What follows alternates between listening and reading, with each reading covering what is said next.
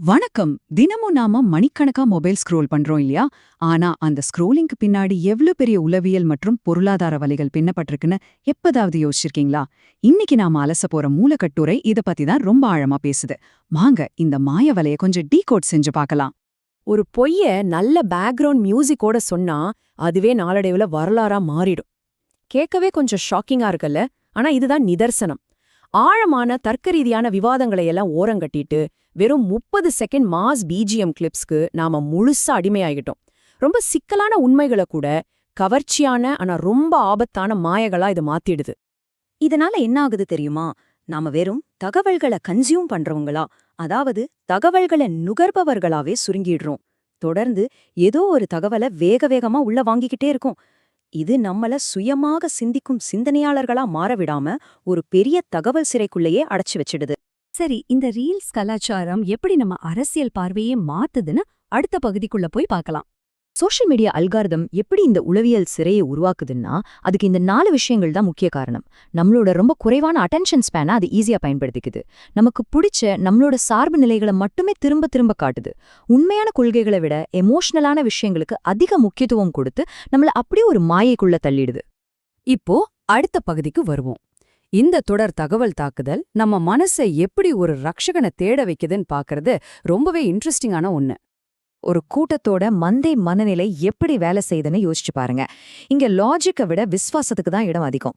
ஒரு கூட்டம் தலைவரோட மாசான பிம்பத்தை மட்டும்தான் பார்க்கதே தவிர அவங்களோட உண்மையான திட்டங்கள் என்னன்னு கவனிப்பதே இல்லை. வெறும் எமோஷனை மட்டுமே நம்பி கடைசியில மக்கள் தங்களோட அடிப்படை உரிமைகளையே இழந்துடுறாங்க. மூலக்கட்டுரைகள் இதுக்கு 2 சுவாரஸ்யமான உதாரணங்களை சுட்டிக்காட்டுது. அது நடிகர் விஜயோட மாஸ் சினிமா பிம்பமா இருந்தாலும் சரி, இல்லைனா பிரதமர் மோடியோட டீ விற்றவர் அப்படிங்கிற ஒரு எளிய பின்னணியா இருந்தாலும் சரி.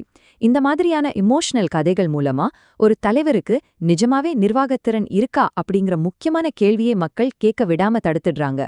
2 தரப்பு அரசியலையும் இதே டெக்னிக் தான் நடக்குது. இதோட விளைவு என்ன தெரியுமா? நம்ம ஜனநாயகம் அப்படியே ஒரு வியாபார சந்தையா மாறிடுது. இந்த மாதிரியான மாஸ் காட்சிகளை பார்த்து மயங்கி போன வாக்காளர்கள் லாங் டேர்ம் தீர்வுகளை பத்தி கொஞ்சம் கூட யோசிக்காம ஏதோ அப்போதைக்கு கிடைக்கிற தற்காலிகமான நிவாரணங்களை மட்டுமே ஏத்துக்கிற நிலைமைக்கே தள்ளப்படுறாங்க.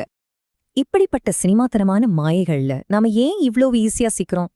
இதுக்கான விடை ரொம்ப சூட்ச்மமா வடிவமைக்கப்பட்ட ஒரு பொருளாதார பொறிக்குள்ள இருக்கு. அது என்னன்னு பார்க்கலாம்.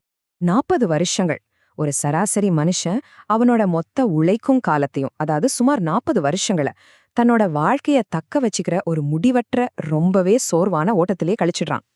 அவங்களோட வாழ்நாள் இலக்கே ஒரு 4 கோடி ரூபாய சம்பாதிக்கிறது மட்டும்தான். இந்த ஓட்டம் அவங்கள எப்பவுமே ஒரு சர்வைவல் மூட்லயே வச்சிருக்கு. அதனால அதிகார வர்க்கத்தை பார்த்த ஒரு கேள்வி கேட்க கூட அவங்களுக்கு நேரமே கிடைக்கிறதில்ல. ஆனா அதே நேரத்துல இன்னொரு பக்கம் என்ன நடக்குதுன்னு பாருங்க. அரசு ரொம்ப அமைதியா மிகப்பெரிய கடன்களை குவிச்சுக்கிட்டே வருது.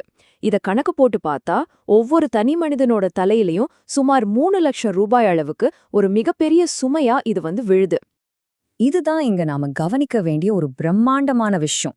ஒருவேளை தமிழ்நாட்டுல இருக்கிற 8 கோடி மக்களும் இந்த பொருளாதார உண்மையை புரிஞ்சுக்கிட்டு திடீர்னு முழிச்சுக்கிட்டா என்னாகும்?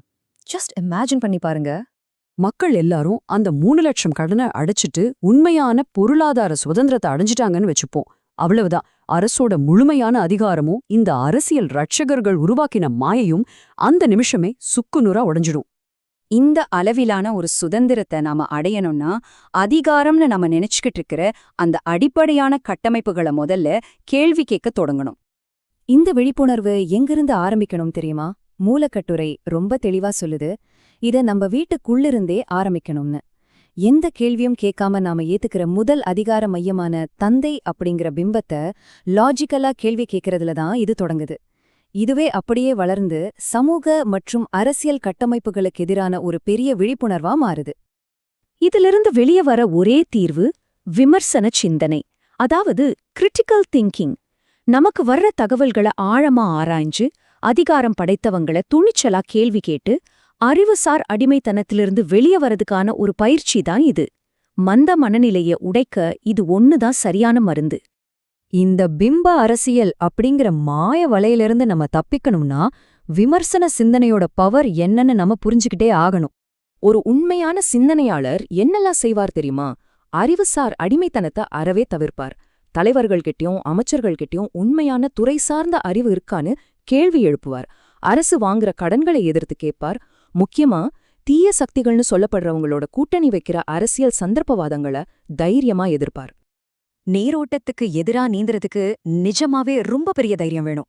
ஒரு சமூகத்துல 99% மக்கள் மந்தையா பின்னாடி போனாலும் வெறும் 1% சுதந்திரமான சிந்தனையாளர்களால ஒரு முழு சமூகத்தையே இருட்டுல இருந்து வெளிச்சத்துக்கு கொண்டு வர முடியும். நாம இந்த அலசலோட இறுதிக்கு வந்துட்டோம். இப்போ உங்களுக்கான அந்த முக்கியமான கேள்வியை நான் முன்வைக்கிறேன். நீங்க இதே மாதிரி அல்கோரிதம் வலையில சிக்கி வெறும் தகவல்களை நுகர்பவர்களாவே இருக்க போறீங்களா, இல்ல சுயமாக சிந்திக்கும் சிந்தனையாளர்களா மாறப் போறீங்களா?